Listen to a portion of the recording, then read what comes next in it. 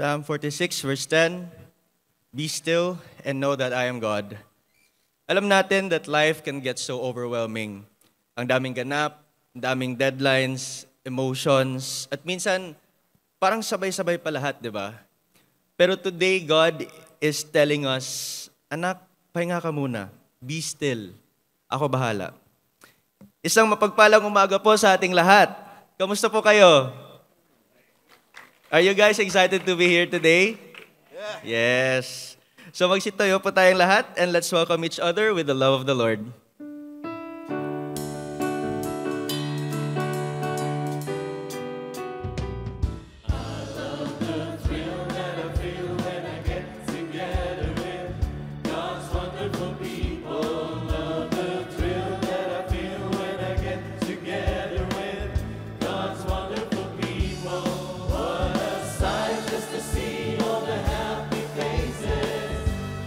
God in heavenly places, what a thrill.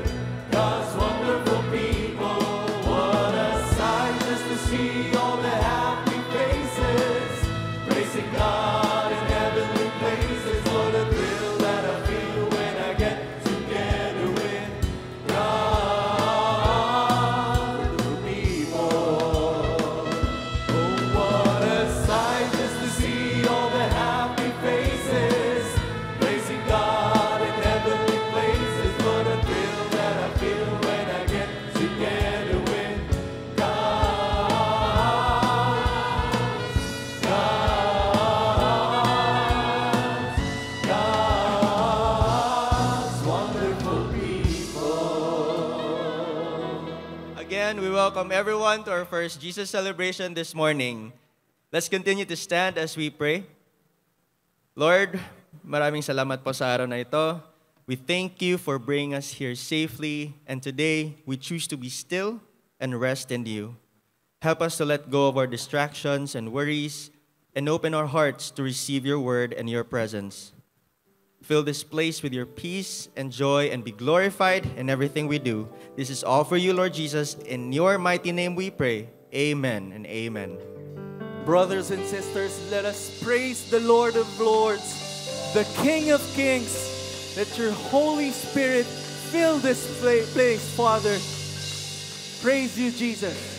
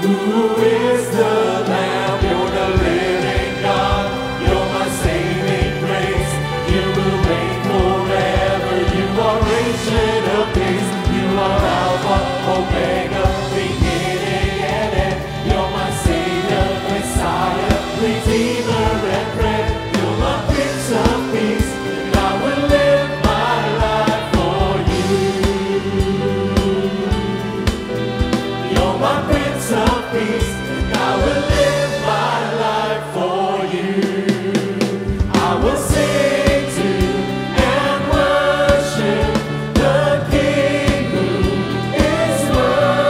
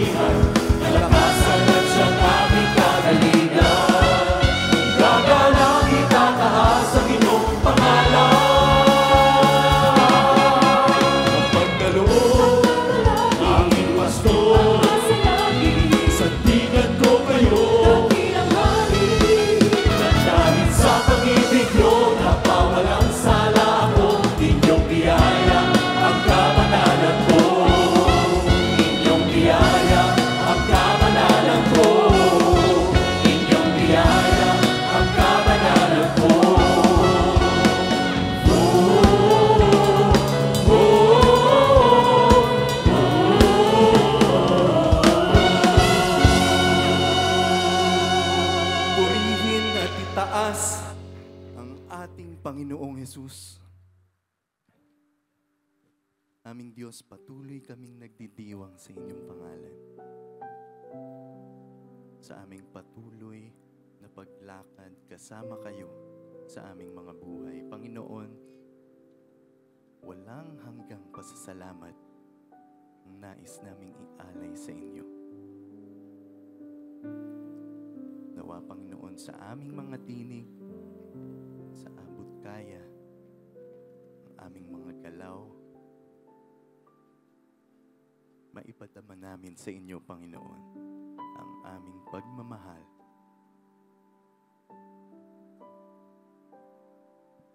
Ang taus-pusong pagmamahal sa inyo. Purihin ka, aming Diyos.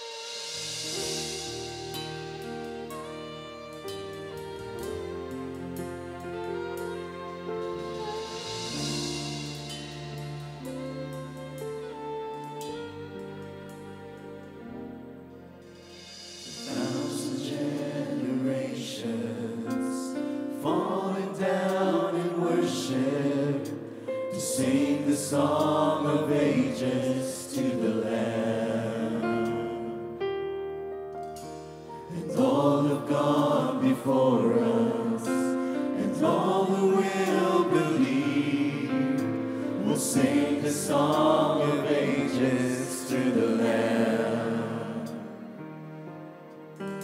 Your name is the highest, your name is the greatest, your name stands above them all. All thrones and dominions, all powers and positions, your name stands above them all. And the angels cry, holy, all creation cries, holy, you are lifted high, holy, holy forever.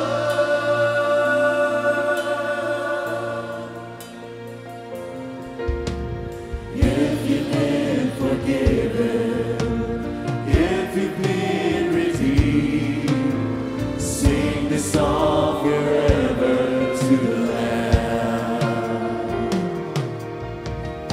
If you walk in freedom, if you bear His name, sing the song forever to the Lamb. We'll sing the song forever and amen. And the angels cry,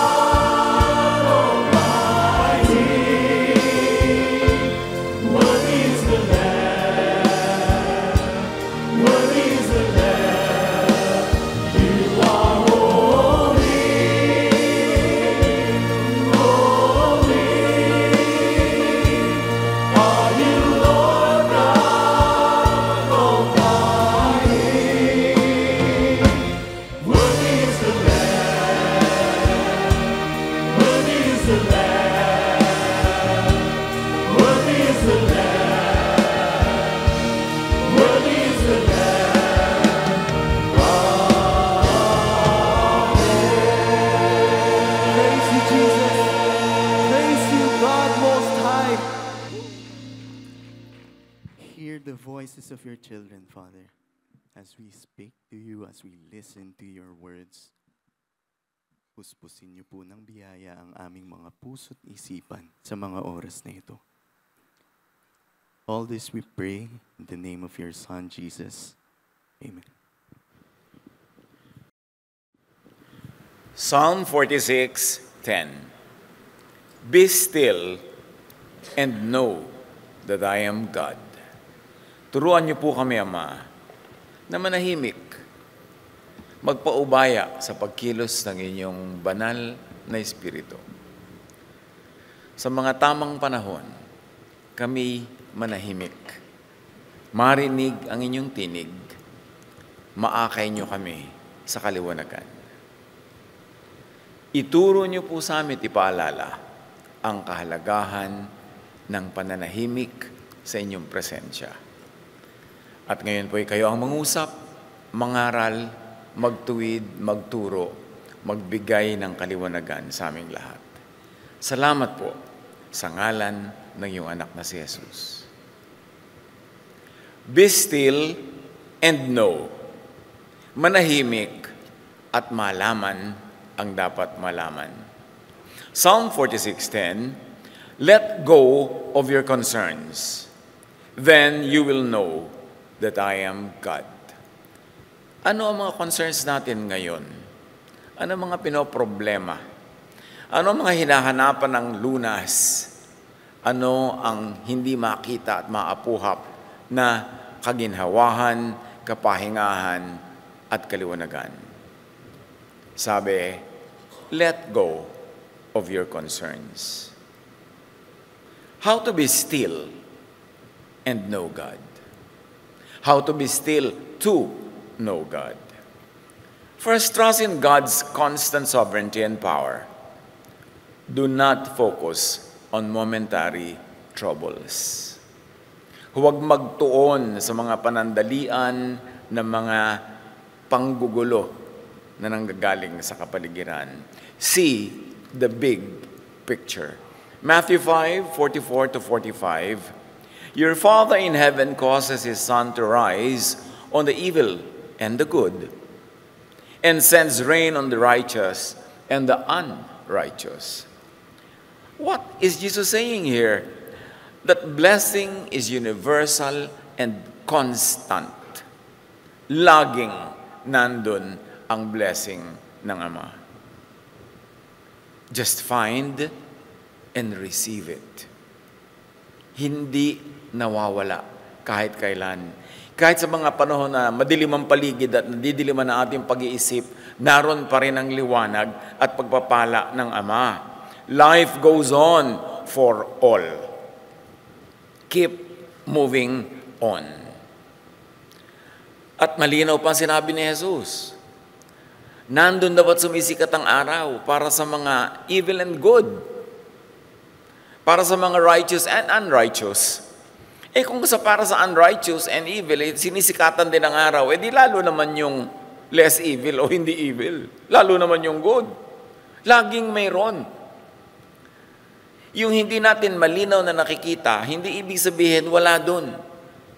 Dapat paniwalaan yung katotohanan na laging nandun ang presensya at pagpapala ng Ama. Psalm 63:5-7. I will sing joyful praises and be filled with excitement like a guest at a banquet.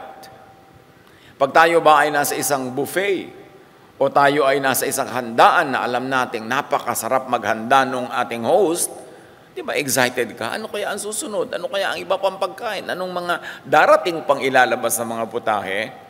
At sabi niya, I think about you, God, before I go to sleep, and my thoughts turn to you during the night. Nandun na isang sikreto. How to be still and how to know the will of God. To think about God. To think about God as you go to sleep, para yun ang baon mong alaala hanggang yung panaginip. Hindi manonood ka ng horror bago ka matulog, sa palagay mo, ano mapapanaginipan mo? Hindi yung social media ka, tapos puro mga negative, puro mga galit, puro mga kasiraan. Sa palagay mo, ano ang balabas sa yung balintataw habang ikaw ay natutulog? Yun ang sikreto, to always think about God. And what do we think about God? We think that God blesses even nga the evil and the unrighteous. That our God is a God who blesses. At lagi yun, day and night. At sabi, you have helped me. And I sing happy songs in the shadow of your wings. Recall God's track record of saving and helping you, of goodness to you and everyone else, even to the undeserving. Then rest in that safe place and assurance that God always blesses. Know, review God's teaching in text, kasi ang teaching ng Diyos nasa religious text, and also in creation, in nature. Because God is the author of nature, God is the author of natural law. So, review God's teachings and laws and principles, both in religious text and in creation, in the surroundings, and have peace. God is in control. Huwag niyong problemahin kung ano nangyayari sa planeta as a planet. Nagre-renew ang planeta, nagre-replenish, nagbabalance. And in that balancing act, sometimes we are in the way. Kaya tayo natatamaan. Tulad ng kidlat, mahalaga yan to recharge the atmosphere. Huwag ka lang pakalat-kalat na ikaw ang mga kandidatong tamaan nun. Kapag ka bumabaha, ibig sabihin talaga may oversupply of tubig or napabayaan natin ang environment kaya walang puntahan ng tubig. Tumira ka pa sa daan ng tubig, bagamat kumisan kasi wala kang iniisip na choice dahil kulang ka sa resources, pero nandun ka kasi sa dadaanan, huwag ka magtaka na naanod ka. Gawin ang magagawa para umiwas sa mga ganun. Wala namang masungit na panahon, walang masamang panahon kasi lahat ng panahon ay gawa ng Diyos. Dapat ka lang mag-adjust. Umiwas sa panganib. Huwag kang tumira doon sa mga lugar na guguhuan ng mga bundok pag nalusaw ang lupa. E di safe ka. Kailangan tayo mag-adjust. At laging alalahanin, nandyan ang blessing. Meron kang choice. Dapat lang malinaw sa atin na may choice and practice that choice. Job 12, 7 to 10. If you want to learn, then go and ask the wild animals and the birds, the flowers and the fish. Any of them can tell you what the Lord has done. Every living creature is in the hands of God. E di lalo ka naman. Today is proof of yesterday's blessing. Hindi ba buhay ka pa ngayon? Ibig sabihin, binless ka all throughout hanggang ngayon. So huwag yung pagdududahan. At kung ikaw naman ay binawi at sumakabilang buhay, doon ka naman. Blessing pa rin yun. Everything that happens is a blessing to those who love God and are called according to His purpose. Kailangan lang ibukas ang mata na blessing ito. Meron iniwan ng papa. Di blessing. Kasi tingnan mo nga yung track record nung nang iwan. Karapat-dapat ba naman talagang kumapit tuko ka doon? Source ka ng headache mo. Yan, di salma, salamat po, iniwan ako. Hindi ko na kailangan pang ipagtabo yan. Ecclesiastes 1:7, all rivers empty into the sea, but it never spills over. Kahit daw kailan, hindi umapaw o napuno ng sobra-sobra yung dagat. Ngayon, kung sasabihin mo, bakit po ako tinamaan? Kasi sobra ka naman lapit sa beach. Tumaas-taas ka kasi. Lumayo-layo ka doon. Dahil alam mo naman, every season, lalaki yan, liliit, lalaki, liliit. So, there is design. Therefore, may designer.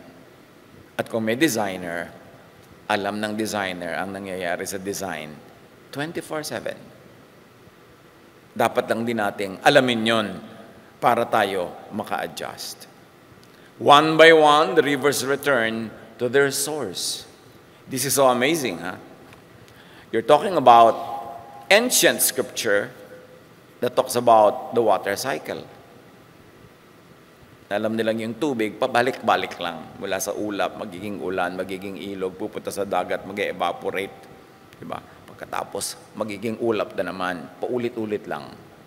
Job 36, 27 to 28. God gathers moisture into the clouds and supplies us with rain. Ancient knowledge, but is anchored on the never-changing truth about our Creator, about the designer of life. So know, review God's natural and physical laws. Kasama yan sa true spirituality, the natural sciences, because God created nature. Gusto mong sumunod sa God's law, hindi lang yan religious law, hindi lang yan moral law, nandyan din ang natural law. Lahat yan, designed by the Creator. Know it and ride on and ride with the flow. Ride ka lang kung solid or liquid or gas ang form ng tubig. Di ba? Binabanggit na nga sa ang water cycle. So yung tubig, kung minsan yan, solid, yellow. Minsan liquid. At kung minsan gas, kasi nag-evaporate. Huwag mong problemahin kung ano yung format niya ngayon. Sumakay ka na lang. Kung solid, edi solid. Kung winter, edi winter. Kung summer, edi summer. Just adapt. Kung nasan ka mang stage ng cycle, hindi lang ng tubig, pati ng buhay. Ang buhay naman cycle lang, kaya lang, tulad sa tao, bata, then nagiging kang adolescent, nag-mature, nag-adult, tumatanda, and then you pass on. And then that same thing will happen to the next generation. Bagamat hindi sa isang tao nangyayari yung cycle paulit-ulit, pero sa humanity, nangyayari yung paulit-ulit. Ganun lang yun. Sabi nga ni Solomon, wala namang bago. Huwag kang manibago dahil wala naman talagang bago. Dapat lang, alam mo kung ano mga naganap noon, anong nagaganap ngayon, na magaganap din yan uli. Sabi ni Solomon, there's nothing new under the sun. What is, was, and will be again. At maganda rin yun kasi ibig sabihin, nakakapagsanay tayo based on knowledge, based on memory, how to live life in this planet. No. Review God's spiritual and quantum laws also. Hindi ko mascientifikaan, godly ka na. Because God is a foremost scientist. And science could be God's most efficient prophet. Kasi itinuturo lang naman ng science sa atin kung paano kumikilos yung Diyos, na noong unang panahon na walang masyadong science, ang tawag nila hiwaga at mystery. Pero hindi ibig sabihin na ibinababa mo ang rango ng Diyos kung nauunawa mo yung method as science reveals. So review spiritual and quantum laws. And be transcendent. Be above and beyond needless concern. The concerns which are passing at the moment. Hebrews 11:3. Because of your faith, we know that the world was made at God's command. We also know that what can be seen was made out of what cannot be seen. Mga profound statements. Sabi niya, alam natin, dahil sa ating pananalig, alam natin na nilikha ang sangsinukob sa salita ng Diyos. Alam din natin na lahat ng ating nakikita, nakakapa, nakahawakan, ginawa galing sa hindi nakikita at hindi nakakapa. What we visually understand came from something that used to be invisible or out of sight. The physical world was made from the spiritual world. The natural from the super or supranatural. Kaya pa sinabing, and God said, let there be light. Ang daming laman nun. Yung salita ay ideya. So ang ideya ng Diyos, inisip niyang magkaroon ng light, at yung light na yun, na nasa Kanya lang, sa kalooban lang niya, siya lang ang nakakakita at nakakagagap, biglang naging physical light na nakikita ng mga nilikha. There is this very important transport from the unseen to the seen world, from the spiritual to the material. And if you like to be scientific about it, from natural or classical physics into quantum physics, which is beyond measure of the physical sciences. Huwag matakot sa kanya mga aralin. Ngayon, kung hindi mo maintindihan, di wag. Pero yung mga nakakaintindi, pursue, study. Because room for improvement and room for knowledge is the biggest room in the world or in the universe. Hindi mo kayang ubusin yan. So huwag kang makontento na nandun ka na sa isang madilim na sulok forever. Samantalang napakaraming liwanag at naliliwanag ang bahagi ng sansinukob na pwede mong maunawa kung magbubukas ka lang ng isip. Ang isip ay parang nakasarang bahay na may bintana na pag binuksan mo sa umaga ay pwedeng pasukin ng liwanag. Dapat buksan ang isip. Maraming hindi kita at hindi abot, pero relax lang. Hindi naman lahat nakikita at naabot agad. Pero hindi ibig sabihin wala yun doon. Ganon din yung pagpapala ng Diyos. Hindi natin laging kita. Kuminsan natatakpan tayo ng madilim na sunglasses, ng fear, ng doubt, ng concern or over-concern with what's happening in our immediate environment that we forget to look far and beyond. Para makita natin that overall, the big picture is this, that God blesses all the time. Colossians 1:17, God's Son was born before all else, and by Him, everything is held together. Pwede mo itong ma-appreciate from a spiritual standpoint na parang bugtong, parang talinghagang, di mo naman talaga maintindihan. Pero pwede mo itong ma-breakdown into scientific terms, physical configurations that could be more easily understood by those who seek. So understand God in spiritual terms, in natural terms, in supernatural terms, and even in quantum terms. Kasi sabi, if I climb to the heavens, you are there. If I went to the depths of the sea, you are there. Wherever I go, you are there. In other words, makikita mo ang karunungan ng Diyos kahit saang branches of knowledge, kahit saang sciences, or kahit saang totoong God-seeking theologies. Matatagpuan mo siya. Therefore, sabi, be still. It comes from the Hebrew word rapha. Nang ibig sabihin lang, let go. Gusto mong mapayapa ka? Let go. Bumitaw sa hindi mahuli. Bumitaw sa hindi mahawakan. Bumitaw sa hindi magagap.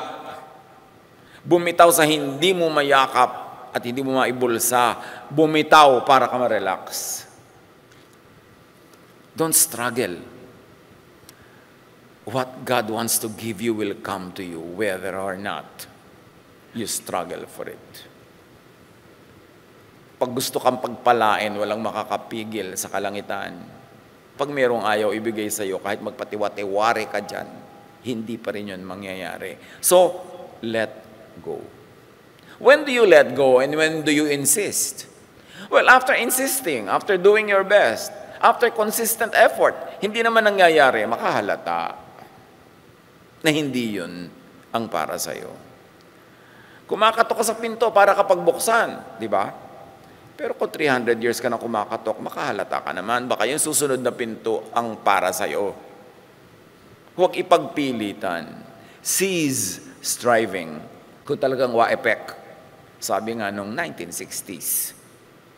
Huwag pilitin ang talagang ayaw pa. Meron naman ayaw lang ngayon pero baka bukas, gusto na. Tumigil magpilit, makipaglaban, makialam sa natural flow, maghintay ng auspicious timing. Ecclesiastes 3:1, everything on earth has its own time and its own season. Withdraw from anxious but fruitless engagement.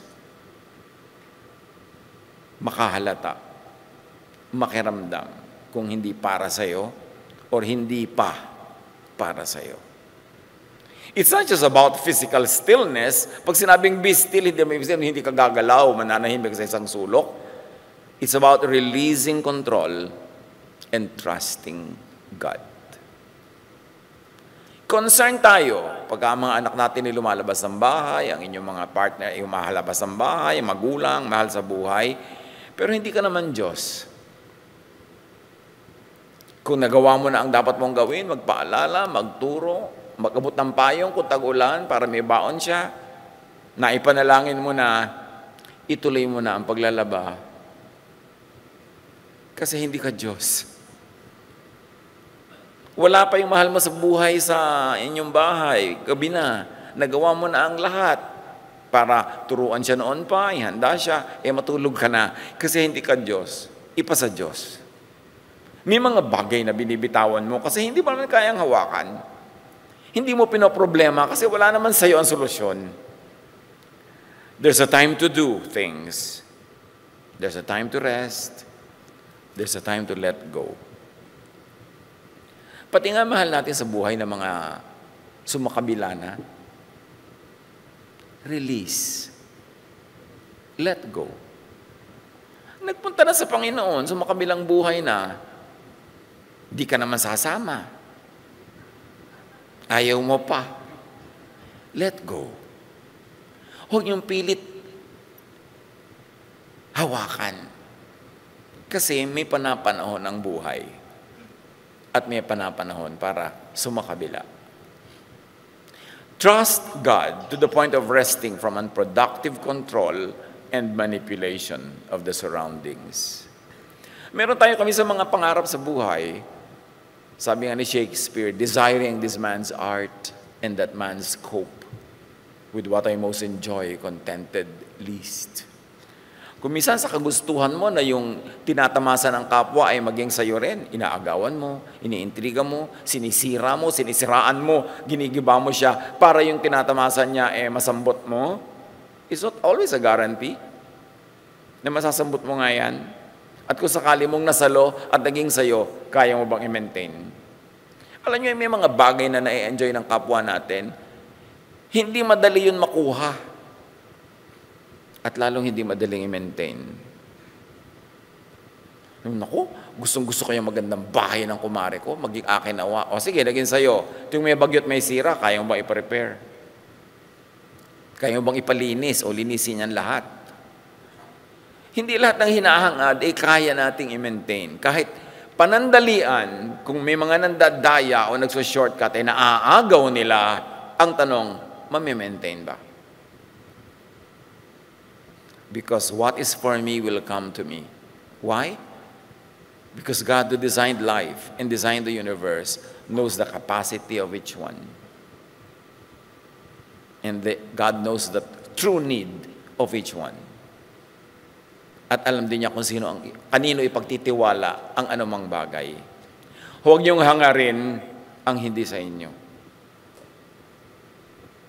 Ihanda ang sarili para yung kung ano yung para sa atin, pag dumating, ready tayong saluhin at i-maintain. Let go of engineering things and events. Yung mangiintriga ka para ikaw ang maging bida, maninira ka para ikaw ang mataas, it's not the way of God. And it's not sustainable. Ang atupagin natin sa buhay is what we can do within the limits of all the skills given to us by God.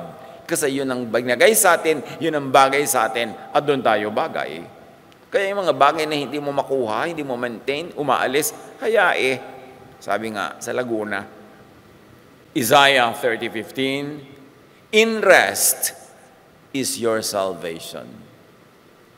In quietness and trust is your strength.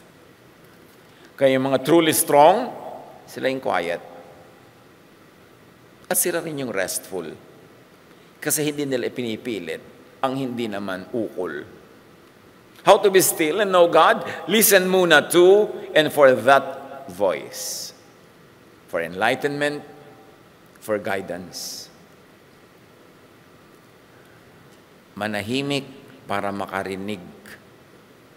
Psalm 37:7, be still before the Lord and wait patiently for Him.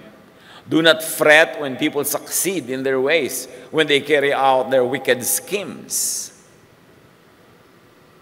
Sabi nga nila, weather lang yan. Uso lang siya ngayon. Pero kung mali ang nagpauso sa kanya, matatanggal din siya sa uso. May oras din, sabi nga ng matatanda. So do not react negatively to wicked people's seeming success, to the point of impatience and impulsiveness, to the point of doing something foolish. Kung minsan na-offend tayo, nagagalit, naiinip na yung mga mali ay maitama, tayo na tuloy yung nagtatama, hindi naman tayo yung Diyos. To the point that we do something that destroys not only them, but also us. Do not fill your mind with negative thoughts, especially thoughts of revenge, thoughts of resentment and envy. Di ba sabi nga, God blesses both the wicked and the good. So, mabe-bless ka, lalo kung good ka o tama ang ginagawa mo. Hintayin mo yun. Hindi mo kailangang sirain yung blessing na dumarating sa iba kahit sila wicked para ka lang magkaroon kasi merong para sa'yo.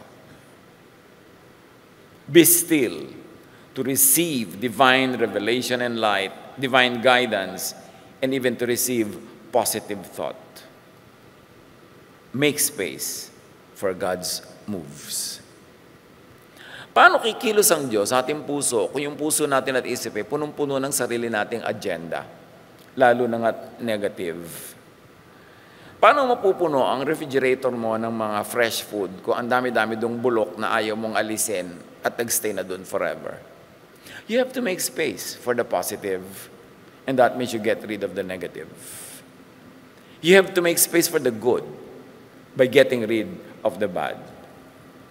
At mahalaga, para matanggap ang kaliwanagan, marinig ang tinig mula sa kalangitan, magpahinga.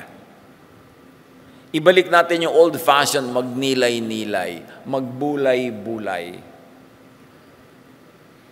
May mga umabot pa sa atin, sa mga lola natin na lagi nakaupo sa mga rocking chair sa Silion. At kung yung mga lumang bahay, may mga balkon, nandun yung rocking chair na yun, babalkon-balkon, uugoy-ugoy yung matatanda. You know why they're wise? Very streetwise ang mga matatanda.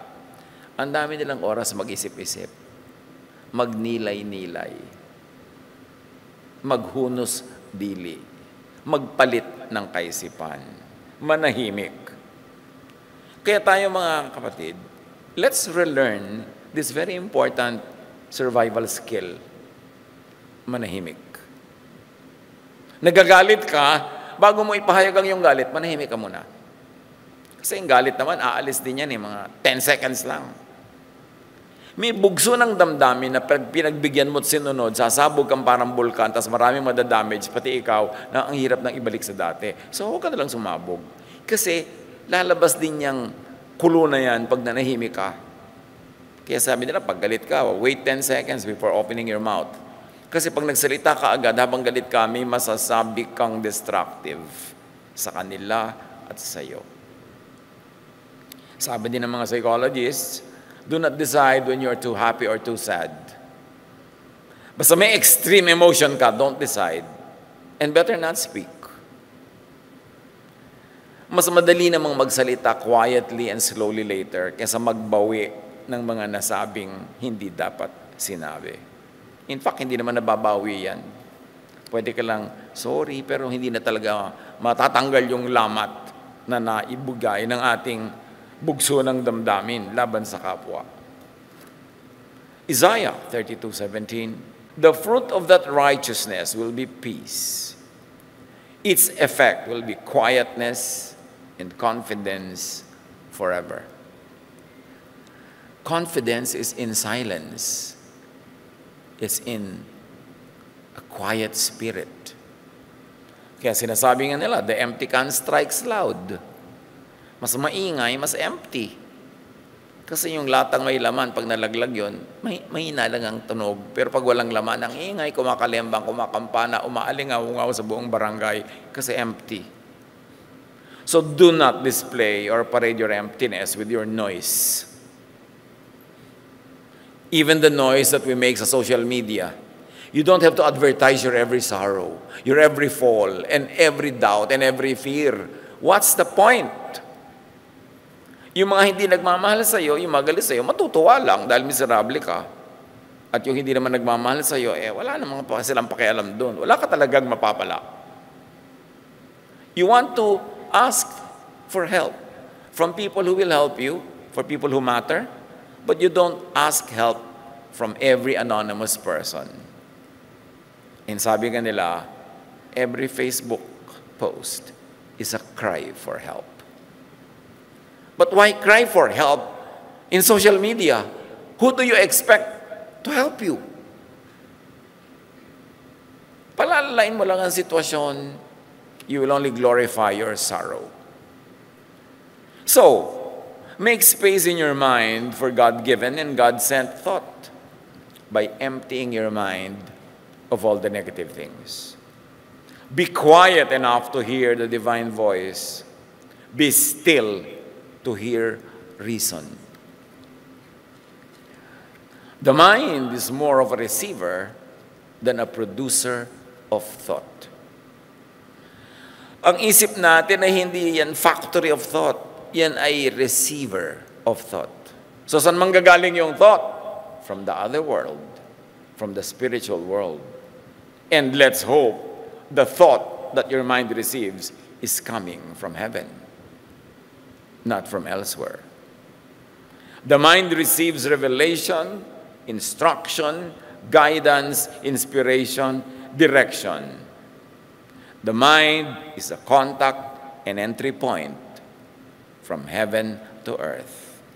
The mind is portal of heaven to earth, of God to man, of spirit to the body. Studies in psychology suggest that we are not merely producers of thought, but also receivers of external influences that modify our mental states. Many thoughts and feelings arise from unconscious influences that we are not actively aware of. And can you imagine how much social media, how much the multimedia, and how much a whisperer can influence our thoughts? Binabantayan ng ating mga tainga at mata para napipili, nasasala, napipigil ang mga hindi dapat pumasok doon. Keep the mind free and open to heavenly messages, impulses, and frequencies. We are frequency. Actually, we are electricity also. We are energy. Therefore, we are frequencies. So, vibrate in the frequency of the divine.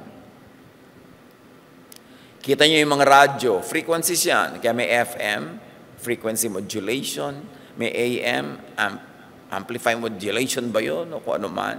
Diba? Ang ibig sabihin, frequency ang radyo. Ang lahat ng radio waves ay nandyan sa hangin. Pero yung istasyon na gusto mong pakinggan, halimbawa, DWBL 1242, 6 ng umaga, alam nyo na kung ano nandun. Hindi mo yan maririnig hanggang hindi mo itinututok yung istasyon ng radyo mo, yung number doon sa 1242, or yung digital radio doon sa digit, 1242. Pag nilagay mo doon yun, 6 o'clock ng umaga, nandun ang inyong abang lingkod. Pwede tayong mag-ulayaw kasi you tuned in. So yung radyo nyo, receiver. Yung frequency nasa hangin, matatanggap mo yun pag nag-tune in ka, same frequency. Ganon din ang tinig ng Diyos. Frequency yan. Kailangang matanggap mo as a receiver. Kailangan mag-tune in ka sa frequency ng Diyos. So saan tayo naka-tune in? Yun ang matatanggap natin. Mahalaga. Keep the mind free of unfruitful and needless activity. Parang radyo din, gumagaralgal, maingay. So ipa-fine-tune mo para makuha ba ng malinaw na malinaw yung gusto mong marinig. Gandun din ang mind natin. Kailangan i-fine-tune. Kanino mo ba gusto talagang tumutok? Dapat nakatutok ka doon para yun ang malinaw mong marinig. Keep the mind free of vexation, of worry, of fear, of doubt. Dahil lahat yan, garalgal, kumbaga sa radyo. Static, noise. It will drown the true sound that you want to hear. So keep the mind free of needless stimulation. Hindi lagi nakaupo ka, bukas agad ng cellphone, kalkal lang, kalkal. Laging may stimulation, laging dapat may nadidinig, may napapakinggan, napapanood. Wala na tuloy space for God. Wala nang space for divine revelation. Too much social media, yan ang problema natin. Napapabait ba tayo? Napapabuti ba ang ating pakiramdam, ang ating kalagayan? Napapaamo ba tayo? O napapabangis, nagagalit, na-agitate, natatakot? Piliin nyo naman. Makahalata kung ano ang nagiging bunga sa atin ng pinapanood, binabasa, pinapakinggan. Kasi dapat yung fruit ang ating tingnan. A good tree will not bear bad fruit. A bad tree will not bear good fruit. Ano ang fruit sa inyo? Ng pakikinig, panonood, pagbabasa ng kung ano-ano. Matthew 6:31-32. Don't worry. Only people who don't know God are always worrying about such things, meaning the needs, physical needs. Your Father in heaven knows you need all this. James 1:6-8. Anyone who doubts is like an ocean wave tossed around in a storm. If you are that kind of person, you can't make up your mind, and you surely can't be trusted. So don't expect the Lord to give you anything at all. Pag paiba-iba ang isip, pag sinisiklot-siklot ka ng mga alon na wala ka namang napupuntahan, kalog ka lang ng kalog, wala kang nararating, sabi, huwag kang umasa na makakatanggap ka ng kaliwanagan mula sa Diyos pag ang isip mo ang gulo-gulo. Kailangang patahimikin ang isip na yan. Subliminal advertising uses hidden or obscured images, sounds, or messages presented below the threshold of conscious perception to influence customer behavior. Noong early 70s, late 60s, umuso yung subliminal advertising.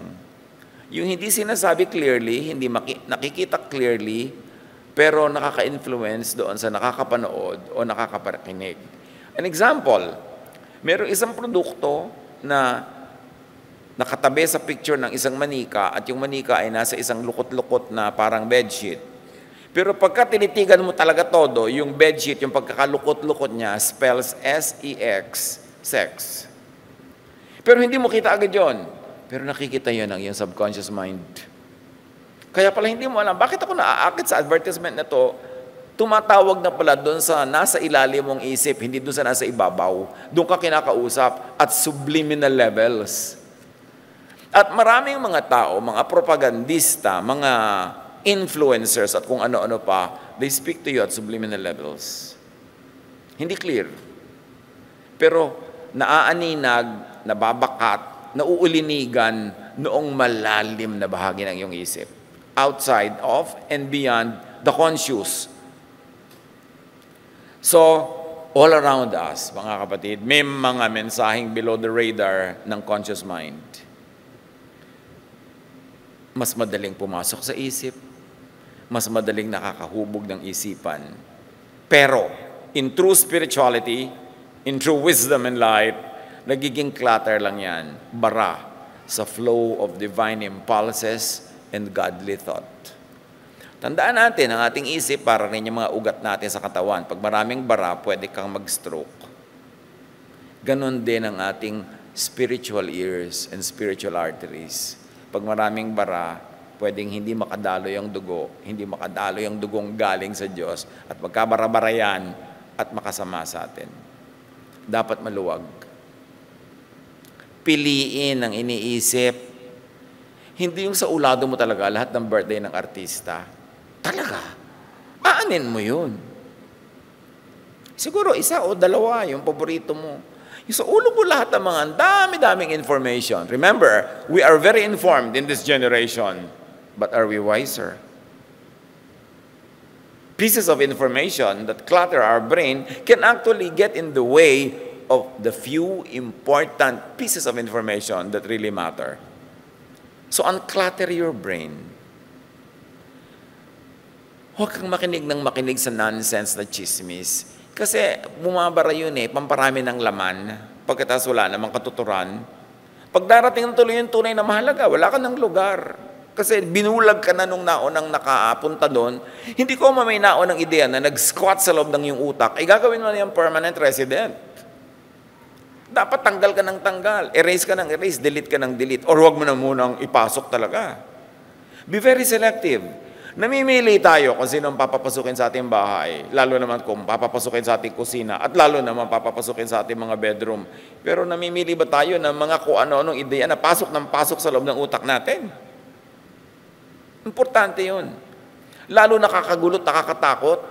Kaya katakot at takot lagi kasi nakikinig ng katatakutan. Proverbs 4:23, above all, guard your heart, for everything you do flows from it. Of course, the heart can also substitute for the mind. Guard your thoughts, guard your feelings, guard your heart, guard your mind. Kasi lahat ng gagawin mo sa buhay ay nag-uugat sa kung ano ang laman ng iyong utak. So, anong ilalaman natin dyan? Do not allow ungodly, negative thoughts to engage your mind. Huwag makipagtalastasan, makipag-usap ng matagal, makipagyakapan, makipag-romance with negative thoughts. Sabi nga ni Martin Luther, you cannot stop birds from flying over your head, but you can stop them from nesting in your hair. Hindi man maiiwasan. May mga negative thoughts na parang ibong lumilipad-lipad sa ibabaw ng ulo mo, pero pwede mo naman silang pigilin na magpugad sa buhok mo. Huwag mong tagalan. Huwag mong entertain masyado. Dismiss it. Do not allow unfruitful labor to tire your body. Gaano karaming pampapagod ng katawan ang hindi naman kailangan? Itulog mo na yung oras mo kaysa ubusin mo sa kababasa ng mga nakakaiyamot na comment. Sa kababasa ng mga sinasabi ng di naman matatalino. Bakit mo ilalagay sa loob ng utak mo yung mga hindi katalinuhan na yan? Basura. Kalat. Wala na tuloy lugar para sa wisdom. Garbage in, garbage out, sabi nga nila. Proverbs 23:7, for as he thinks in his heart, so is he. Kung anong nakalagay sa kanyang isip, ganun ang magiging pagkatao niya. Our thoughts are shaped significantly by external stimuli and experiences. So do not be distracted. Romans 12:2, do not conform to the pattern of this world, but be transformed by the renewing of your mind. Huwag kang makiayon sa takbo ng sanlibutan ito, kundi babaguhin mo ang iyong isip. Magbago ka sa pamamagitan ng patuloy na pagbabago at pag-unlad ng iyong pag-iisip. This is a daily transformation, non-stop. So, be progressive, not conservative in knowledge. Pag kasi conservative ka, ito na to, i-conserve ko na, lalagyan ko na ng formalin, lalagyan ko ng mga preservative, ito na to, walang iibahin. Yun ang conservative mind Pero paano ka magta-transform by the renewing of your mind kung puro conservatism ka? Yes, may mga areas of our lives when we need to be conservative. And godly wisdom will tell us which areas. But in all other areas, we have to be progressive. We have to continue to change from glory to glory. Di ba? God changes us from glory to glory. How can God change you from glory to glory pag conservative ka? Ayaw mo nang palitan. Yung nauna nag-squat sa utak mo, yun na ang truth mo forever. Paano ka mag-grow? Renew, change, and make the mind grow through impulses, ideas, or thoughts it receives from the divine, not from anywhere else. So para tayo mag-grow, dapat be tentative, don't be dogmatic. Tentative ka. Pag tinanong ka, ano ang alam mo tungkol dito? At this moment, at this time, ito ang alam ko. Pero hindi ibig sabihin, tomorrow, yan pa rin ang alam ko, ha? Kasi I continue to be transformed by the renewing of my mind. I continue to grow. So, hindi ko ilalaban ng patayan yan. I will not kill or die for what I know now. Dahil baka bukas, pag inabutan ako ng mas magandang kaliwanagan, mag-edit ako ng alam ko. Mag-adapt, mag-adjust. Hindi ko ilalaban ng gera yung alam ko ngayon. Because I know that what I know is finite. what could be known is infinite. How can a finite mind totally comprehend an infinite truth? Kaya dapat tentative ka, teachable, willing to change your mind, your position, your worldview. Kaya naman, Philippians 4:8, kasi kung ano laman ng puso mo, yun magiging ikaw. Sabi niya, whatever is true, noble, right, pure, lovely, and admirable, excellent or praiseworthy, think about such things. So pag may ideya na gustong pumasok sa isip mo, itatanong mo yan, true ba yan? Noble? Right ba yan? Pure, lovely, admirable, excellent, praiseworthy? Then, iisipin ko. Pero pag hindi, please, pass. Walang space in my mind for these things. 2 Corinthians 10:5, kahit sa religious thought, kaya philosophy yan, kaya religious thought, we demolish arguments and every pretension that sets itself up against the knowledge of God. And we take captive every thought to make it obedient to Christ. Pag sinimplify natin, apply this to theology, to belief, to philosophy, kailangan nakikinig lang tayo sa tunay na tinig ng Diyos, hindi kung kani-kanino. At sa tunay na tinig ng anak ng Diyos na isinugo niya para ituwid ang liko, itama ang mali, liwanagan ang madilim, linisin at dalisayin yung nakaukaw ng sari-saring pollution. Kaya in other words, pag sinabi natin yung 2 Corinthians 10:5, we demolish arguments and every pretension that sets itself up against the knowledge of God, and we take captive every thought to make it obedient to Christ. Ibig sabihin lang, i-Jesus filter ang lahat. Salain yan sa itinuro, sinabi, ipinamuhay ng Panginoong Jesus. Dahil siya ang truth, siya ang way, siya ang life. Pag may mga teaching, no matter how old, no matter how established, pero anti-Jesus, ay hindi yan. Kailangan lumusot sa Jesus filter para ko yan lulunin at ipamuhay. How to be still and know God? Rid your mind of preconceptions, of bias and bigotry. And mostly, corporate religion is guilty of this. Yung sobrang preconception, kasi itong pinaniwalaan ng ninuno nun, therefore wala nang babaguhin. Sobrang bias, kami lang tama, kayo mali. Bigotry, mga masasama kayo, kami ang tama, kami ang makadiyos.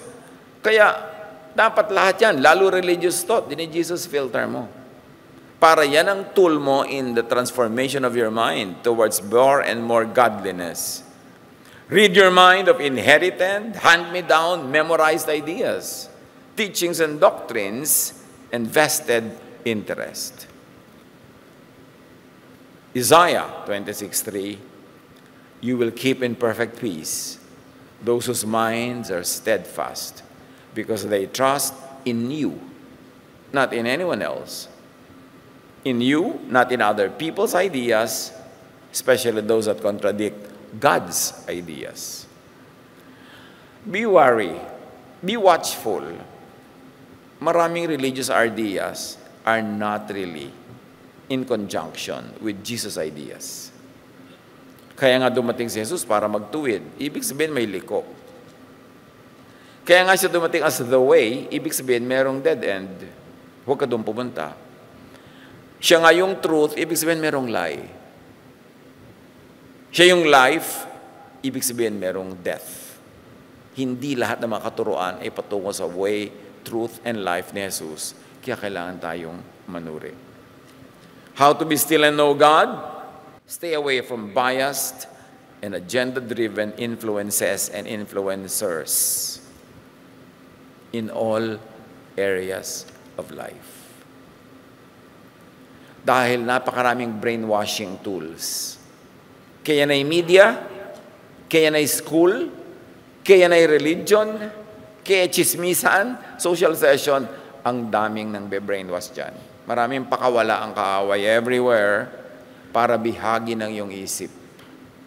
Para bumulong sa iyong tainga, bumulaga sa iyong mata, para takpan ang iyong mata, marami, kailangan tayong manuri. Romans 14:13. Therefore, let us stop passing judgment on one another.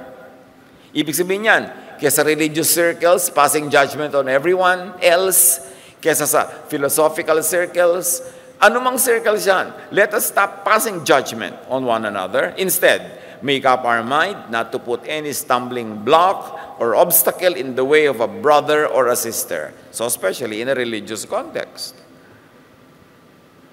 Sa kahaharang kumisan sa kapwa, matutuon tuloy, matutuon lang sa negative projects, sa destructive instead of constructive work. Kumisan sa kayawan mo na maangatan ka ng kapwa, sisirain mo siya ng sisirain, pati ikaw, nasasaktan din, hindi mo alam, nadadamage ka rin. So, dahil ang ginagawa mo yung mangharang ng mangharang sa ginagawa ng iba, ikaw din, hindi mo maatupag ang pagbuo sa iyong sarili. Dapat yung mga ganyang pandadaya sa atin na sanlibutan, clear na. Especially kung above 20 years old ka na, dapat nakikita mo na yung ganyang mga trick. How to be still and know God? Be mentally and emotionally neutral most of the time. Proverbs 18:13. To answer, meaning to judge, to decide before listening, that is folly and shame. Hindi ka pa nakikinig, may sagot ka na. Hindi mo pa nauunawa yung sinasabi niya, kinokontra mo na. Sabi niya, that is folly, isang malaking kahangalan. At nakakahiya. Yung hindi ka pa nakakarinig, meron ka na agad hatol. Sabi niyan, labag yan sa pagiging makadiyos at sa pagiging marunong. Keep an open mind. Tulad nga ng sinabi natin, hindi dahil lang naunang nag-squat sa utak mo ang isang ideya, ang isang ideology, ang isang theology, ibig sabihin nyo na talaga ang kaisa-isang tama at hindi mo na yun papaalisit kahit kailan. Dahil lang nauna siya. Acts 17:11, in religious matter, si Paul, nung nagturo siya around the known world, his world, na-reject siya most of the time. Kasi ang itinuturo ni Paul si Jesus.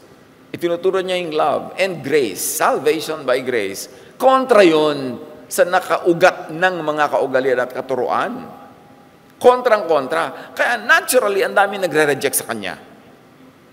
Now, the Berean Jews were of more noble character than those in Thessalonica, for they received the new, unconventional, and revolutionary message, parenthesis mine, with great eagerness, and examined the scriptures every day to see if what Paul said was true.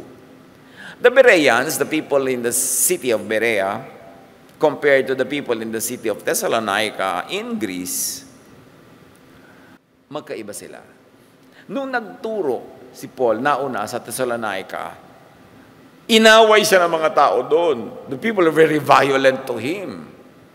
The people drove him away. Ay, talagang galit na galit sila. Kasi ang itinuro ni Paul, labag sa kanilang old Jewish thought.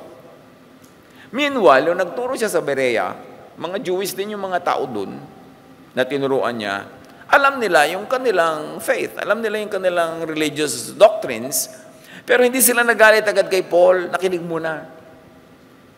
Pinakinggan nila ng buo. At pagtalikod ni Paul, nireview nila ang kanilang mga pinaniniwalaan, ang kanilang mga religious texts. At pagkatapos, tinanggap nila yung katuruan ni Paul. Kaya ang sabi, mas mabuti ang kalooban, mas busilak ang puso ng mga Bereans kaysa sa mga Thessalonians. Kasi yung mga Bereans, hindi nagalit agad. Hindi inuna yung mag-react, hindi inuna yung maging bayolente. Their wisdom was in not being dogmatic, not in jumping to premature judgment, and not in jumping to rejection, drama, and violence. Kaya mga Bereans are known for that. Mapayapa muna silang nag-aaral na mabuti, unlike the Thessalonians na angry birds agad. At yan, nasa Acts 17, 1-12. Yung kwento. Ngayon, kung Berean ka, sinasabi mo, Berean ang iyong isip, ang iyong puso, dapat hindi ka angry bird. Dapat faithful ka to the spirit that the Bereans were praised for. mahinahon, mapayapa, mapanuri, mapag-aral, hindi judgmental agad, at lalong hindi galit. Iba ang true, meaning studious and open-minded Bereans sa dogmatic Thessalonians. So, tingnan mo muna, baka naman hindi ka Berean, Thessalonian pala. Suriing mabuti. Unbiased learners achieve higher levels of understanding and retention. Kasi hindi ka bias eh. Now, how to be still and know God? Open your mind to possible revelations, guidance, and instructions outside of your comfort zone. Outside of the so-called established truths. Kasi ang tunay na truth, hindi yan natatakot ma-challenge. Kasi ang truth will always prevail. Not immediately, not instantly, but at the end of the day, yung totoo pa rin ang mananaig. So dapat hindi insecure yung nagsasabing meron siyang hawak na truth. Proverbs 2:2-5, tune your ear to wisdom and concentrate on understanding. Cry out for insight and ask for understanding. Pag sincerely humihingi ka sa Diyos ng kaliwanagan, ba't hindi ibibigay sa'yo? Sabi nga, He sends His rain on both the just and the unjust. He lets His sun shine on both the righteous and the unrighteous. Ikaw pa, maghihingi ka ng kaliwanagan ng pagkaitan? Pero linawin mo talaga sa sarili mo, kaliwanagan ba ang hinihingi ko? O kakampi lang sa aking paniniwala? Naghahanap lang ba ako ng affirmation? O naghahanap pa talaga ako ng truth? Kahit na kabaligtaran ng pinangahawakan ko ngayon, yung truth na yan, bukas ba ang isip ko para dyan? Kahit ba ang solution sa aking problema hindi sang-ayon sa matagal ko nang naisip na yun dapat ang solution, willing ba ako makinig? Kahit ba ang sinasabi sa akin ng karunungan na nagmumula sa kaitaasan ay bitawan ko itong nakakapit tuko ako, makikinig ba ako? Para mga counselor at counselees. Maraming mga counselees, hindi naman humihingi ng payo. Naghahanap lang ng kakampi. Naghahanap lang ng affirmation na yung dati na nilang naisip na gusto nilang gawin, yun na nga ang tamang gawin. Kaya pag nagpapayo ka ng kabaligtaran doon, nagwa-walk out. Hindi counselor ang kailangan lang nila ng kakampi. Kaya linawin, ano ba talagang gusto natin? Test, filter all information, and impressions. 1 Thessalonians 5:1, but test them all. Hold on to what is good. Listen. Feel for peaceful and harmonious alignment. Paggaling sa Diyos, ang bunga, kapayapaan. Katahimikan ng puso, pahinga, makiramdam. Kuminsan, nag-commit ka sa isang bagay na gulong-gulo tuloy yung isip mo, hindi ka masaya, meron kang anxiety, get out of that commitment. Makinig ka, kasi malalaman mo kung ang bunga sa iyo ay kapayapaan.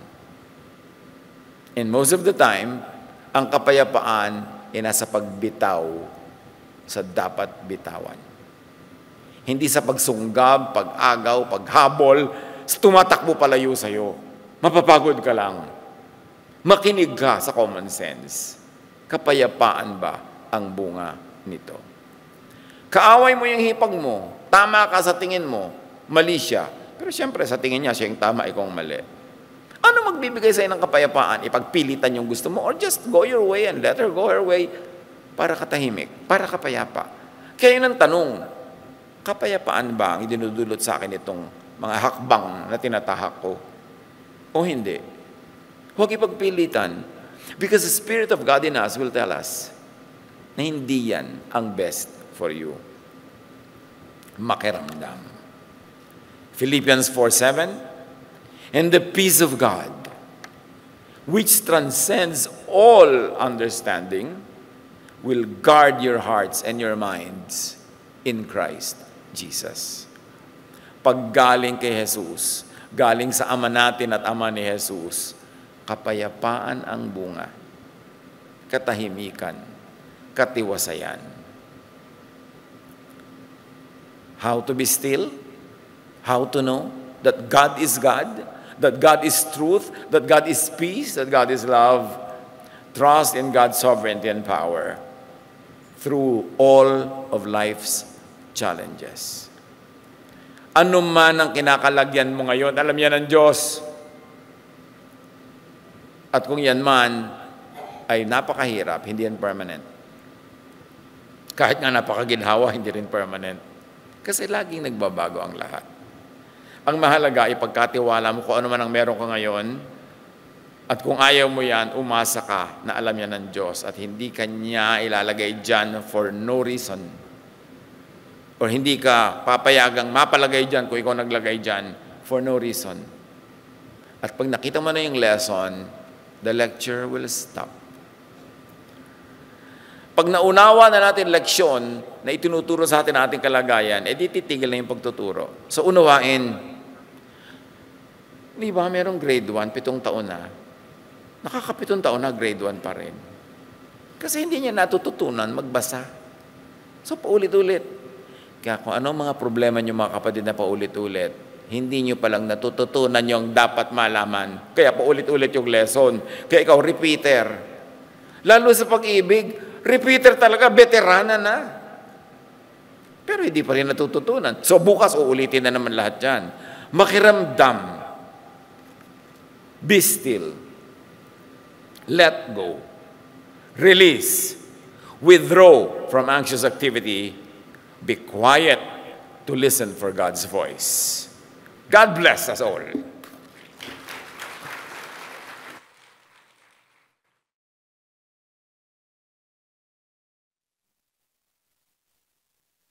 Tayo po ay yumuko at manalangin. Dakilang Diyos, aming Ama, nagpapasalamat po kami ng lubos sa mga mensaheng pinagkaloob niyo sa amin. Matutunawa kami manahimik at itoon ang aming mga isip sa inyo, sa inyong mga gawa, sa inyong mga pagkilos at pagpapalad. Hanggang sa kami ay dumating sa pagkatuto at pagkaalam ng mga hiwaga ng inyong kapangyarihan at mga pamamaraan. At mula po sa biyaya ninyong sagana, amin pong dinadala sa inyo ang pinakamamabuti at pinakamainam na handog bilang tanda ng aming pagsamba at pasasalamat. Maingat po namin itong ibinabalik na may pasasalamat sa tanging pangalan ng aming Panginoong Jesus. Amen.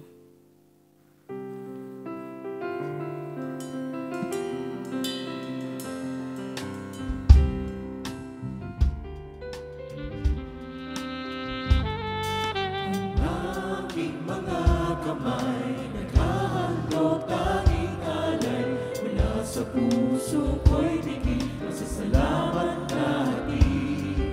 Upang salita niyo ay palaganapin, mapalawak ang makalangit na gawain.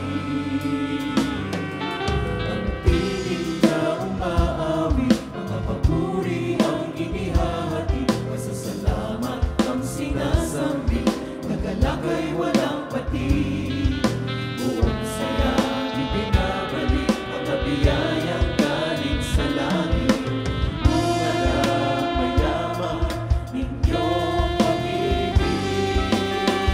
Ang aming alay, O Diyos, ay tanggapin. Handog kami nagkamahina, ang aming dadalhin. Lahat ng ito'y sa inyo din ang galing. Nakalaan kubusa inyong gawain.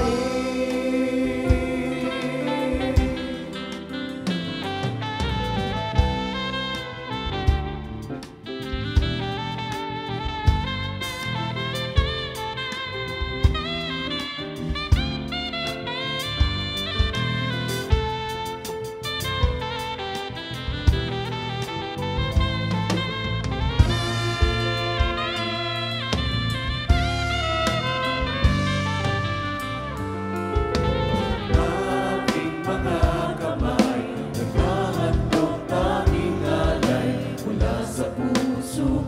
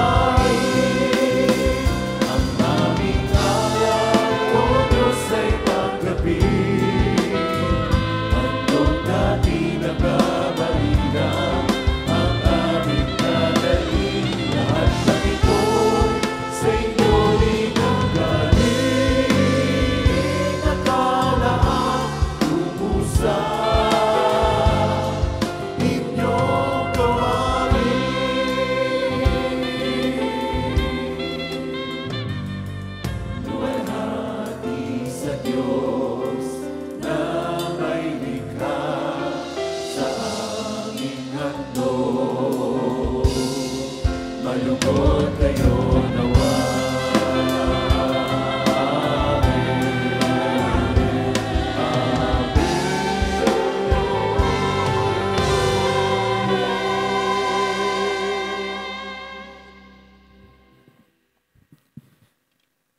Ang katatapos pong mensahe ni Kuya Ed Lapis ay pinamagatang Be Still and Know.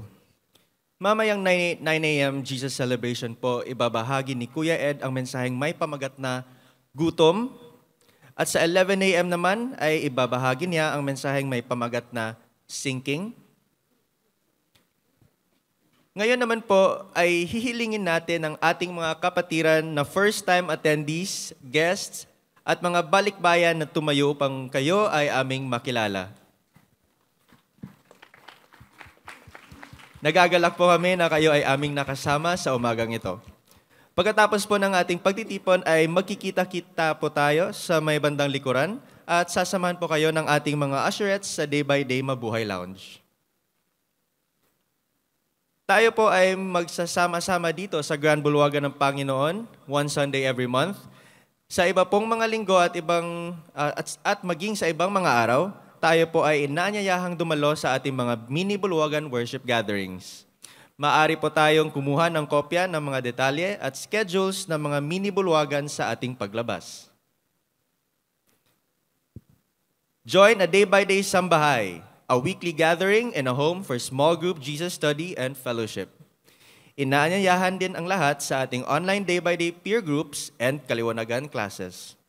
Experience the joy of being connected with your fellow believers. Para sa mga schedule, bisitahin ang ating sambahay at education ministry table sa lobby. Join our face-to-face Jesusness classes once a month dito sa Space at 1 Ayala at 7 a.m., 9 a.m., 11 a.m., 2 p.m., at 4 p.m. ang mga oras ng klase. Mag-register lang po sa ating day-by-day education ministry table sa ating paglabas.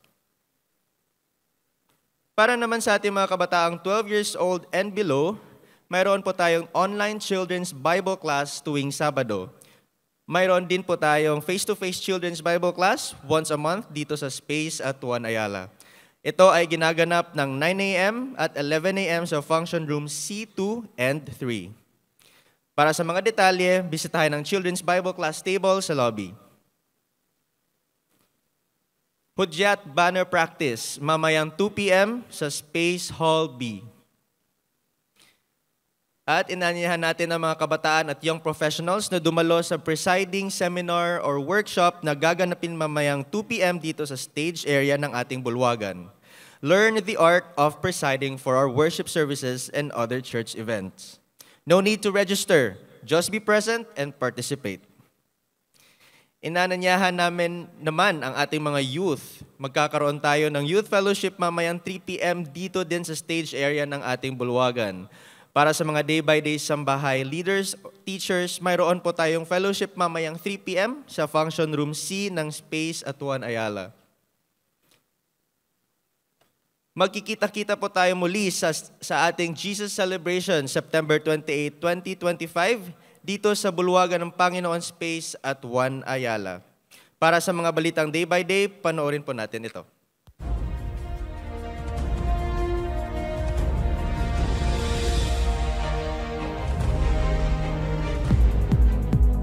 Pinangunahang muli ni Kuya Ed Lapis ang panalangin para sa bayan noong July 28 sa ika-4 na State of the Nation Address ng Presidente kasama ng iba pang mga religious leaders. Ang lahat po ay aming hinihiling at ipinagpapasalamat ayon sa inyong banal na pangalan. Patuloy pa din ang pamamahagi natin ng mainit na rice at lomi meals sa iba't ibang lugar sa Metro Manila para sa mga street dwellers at mga kababayan nating nangangailangan.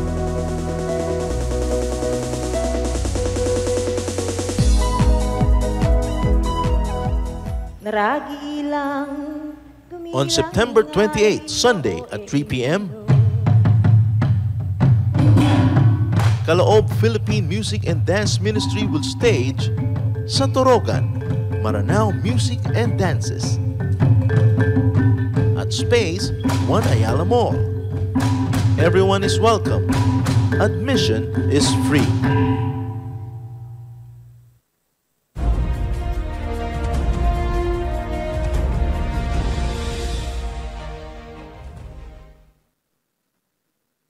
Tayo pong lahat ay tumayo para sa ating panghuling panalangin. Idulog po natin sa ating Diyos ang ating mga nasa, dahil ang Diyos naman ay nais na nadidinig ang ating mga tinig. Tayo po ay manalangin.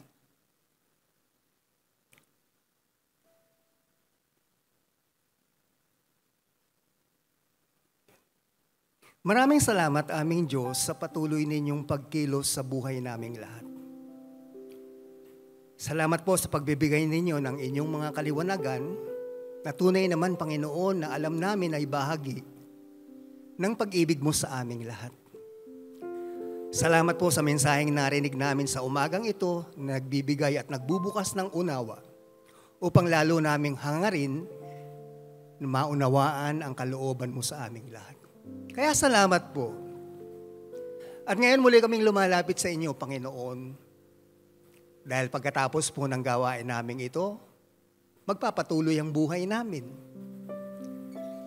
Kaya bigyan niyo po kami ng handang kaisipan, kalooban, kung ano man po ang darating sa maghapong ito.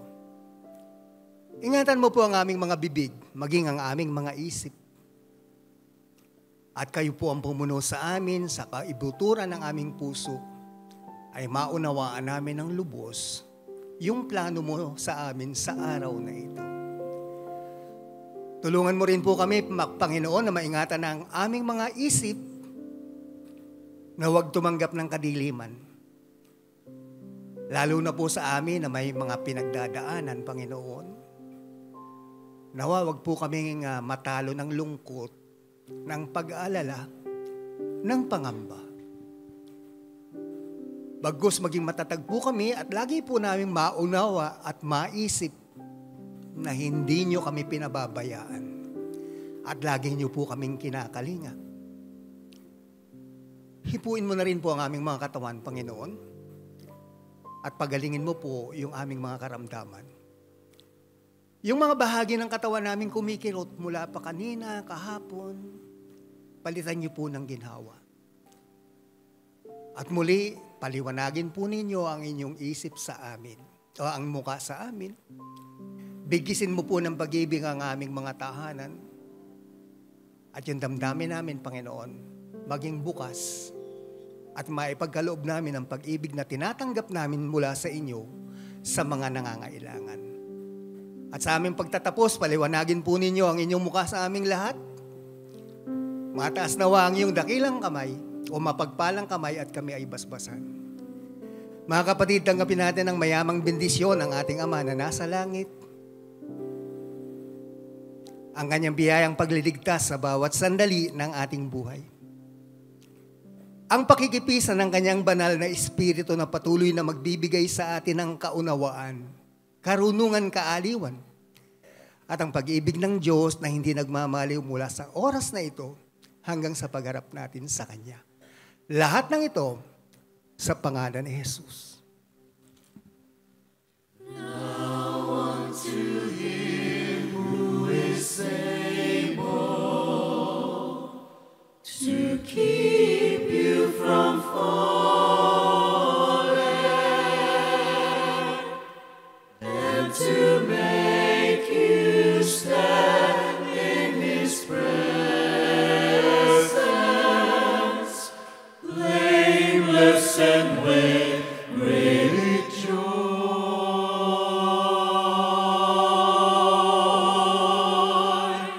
to the only God our Savior, to Jesus.